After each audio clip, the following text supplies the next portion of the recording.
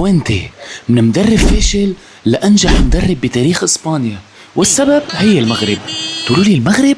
لكم ايه، داروا الفيديو للآخر لتعرفوا ليش. ايه المغرب بعد ما ربحت على إسبانيا انريكي قدم استقالته، وهون بلشت مرحلة البحث عن مدرب جديد.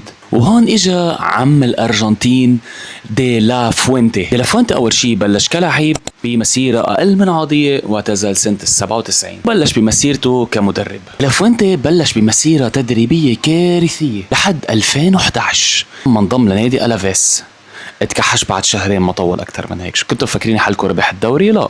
ديلافوينتي بعد هيدي الصدمة ارتاح سنتين من التدريب ليعود على تدريب منتخب اسبانيا تحت 19 سنة ويفوز معهم بعد سنتين ببطولة اوروبا، ليرجع بعد يدرب منتخب اسبانيا تحت ال 21 ويفوز معهم ببطولة اوروبا. وهون بقى بتجي النقلة النوعية، بيستلم منتخب اسبانيا الاول ليخوض الاصل على التحدي ويفوز ببطولة الامم الاوروبية وبطولة اليورو بدون اي خسارة. وبامريكا كأس العالم ما في داعي احكي لكم اصلا شو صار، حضرتوا كيف مسحوا الارض بالكل. وانتو بتؤمنوا بقصص النجاح او لا؟